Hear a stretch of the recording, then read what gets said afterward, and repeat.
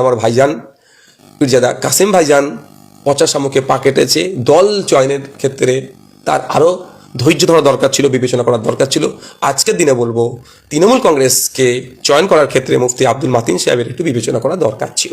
কারণ মুফতি মৌলানা আব্দুল মাতিন সাহেব, যিনি অনেক সামাজিক কাজ করেন, ধর্মীয় কাজ করেন, এটা অস্বীকার করার কোনো জায়গা নাই, তিনি তৃণমূলের ঝান্ডা ধরেছেন। এই মুফতি আব্দুল মাতিন সাহেব এবং তার দাদা মুফতি আব্দুল কাইম সাহেব একটা সময় ইন্ডিয়ান সেকুলার ফ্রন্টকে নিয়ে অনেক খিল্লি করেছিল, রাজনীতিকে নিয়ে অনেক খিল্লি করেছিল, অনেক কুকথাও বলে ফেলেছিল বিরোধিতা করতে গিয়ে। তাহলে কি এখন অনেক ফতোয়া দিয়েছিলেন, তাহলে কি এখন তিনি তার দেওয়া ফতোয়াতে কোন জায়গায় দাঁড়াচ্ছেন? তবে আমি বারবার বলে এসেছি, আজকেও বলবো যে শিক্ষিত মানুষদেরকে রাজনীতিতে বেশি বেশি করে আসা দরকার। তবে এটুকু বলতে পারি, ঠিক যেমন আমার ভাইজান পীরজাদা কাসেম ভাইজান পচা শামুকে পা কেটেছে, দল চয়নের ক্ষেত্রে তার আরও ধৈর্য ধরা দরকার ছিল, বিবেচনা করার দরকার ছিল।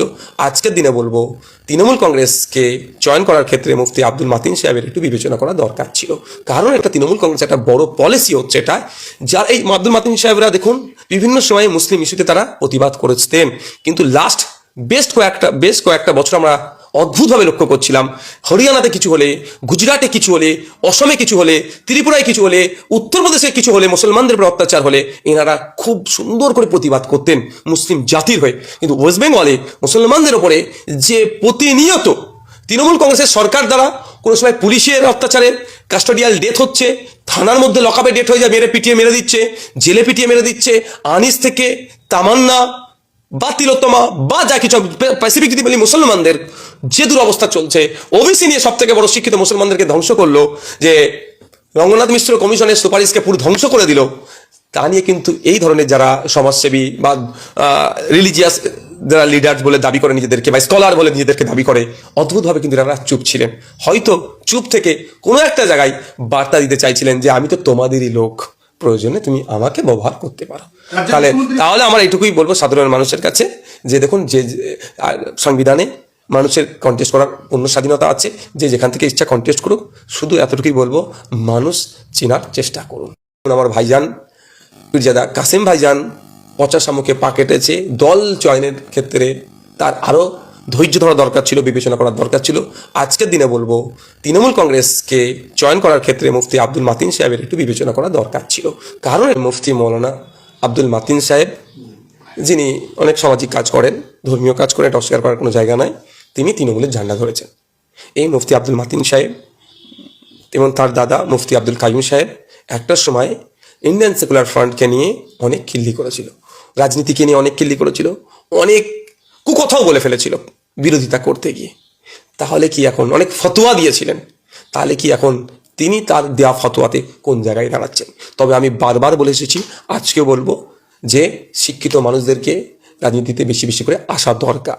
তবে এটুকু বলতে পারি, ঠিক যেমন আমার ভাইজান পীরজাদা কাসেম ভাইজান পচা শামুকে পা কেটেছে, দল চয়নের ক্ষেত্রে তার আরও ধৈর্য ধরা দরকার ছিল, বিবেচনা করার দরকার ছিল। আজকের দিনে বলবো তৃণমূল কংগ্রেসকে চয়ন করার ক্ষেত্রে মুফতি আব্দুল মাতিন সাহেবের একটু বিবেচনা করা দরকার ছিল। কারণ একটা তৃণমূল কংগ্রেস একটা বড় পলিসি হচ্ছে এটা, যার এই আব্দুল মাতিন সাহেবরা দেখুন বিভিন্ন সময়ে মুসলিম ইস্যুতে তারা প্রতিবাদ করেছেন, কিন্তু লাস্ট বেশ কয়েকটা বছর আমরা অদ্ভুতভাবে লক্ষ্য করছিলাম, হরিয়ানাতে কিছু হলে, গুজরাটে কিছু হলে, অসমে কিছু হলে, ত্রিপুরায় কিছু হলে, উত্তরপ্রদেশে কিছু হলে, মুসলমানদের উপর অত্যাচার হলে এনারা খুব সুন্দর করে প্রতিবাদ করতেন মুসলিম জাতির হয়ে। কিন্তু ওয়েস্ট বেঙ্গলে মুসলমানদের উপরে যে প্রতিনিয়ত তৃণমূল কংগ্রেসের সরকার দ্বারা কোনো সময় পুলিশের অত্যাচারে কাস্টোডিয়াল ডেথ হচ্ছে, থানার মধ্যে লকআপে ডেথ হয়ে যায়, পিটিয়ে মেরে দিচ্ছে, জেলে পিটিয়ে মেরে দিচ্ছে, আনিস থেকে তামান্না বা তিলোত্তমা বা যা কিছু প্যাসিফিক যদি বলি, মুসলমানদের যে দুরবস্থা চলছে, ওবিসি নিয়ে সব থেকে বড় শিক্ষিত মুসলমানদেরকে ধ্বংস করলো, যে রঙ্গনাথ মিশ্র কমিশনের সুপারিশকে পুরো ধ্বংস করে দিল, তা নিয়ে কিন্তু এই ধরনের যারা সমাজসেবী বা রিলিজিয়াস যারা লিডার বলে দাবি করে নিজেদেরকে, বা স্কলার বলে নিজেদেরকে দাবি করে, অদ্ভুতভাবে কিন্তু এরা চুপ ছিলেন। হয়তো চুপ থেকে কোনো একটা জায়গায় বার্তা দিতে চাইছিলেন যে আমি তো তোমাদেরই লোক, প্রয়োজনে তুমি আমাকে ব্যবহার করতে পারো। তাহলে আমার এইটুকুই বলবো সাধারণ মানুষের কাছে, যে দেখুন যে সংবিধানে মানুষের কন্টেস্ট করার পূর্ণ স্বাধীনতা আছে, যে যেখান থেকে ইচ্ছা কন্টেস্ট করুক, শুধু এতটুকুই বলবো মানুষ চেনার চেষ্টা করুন।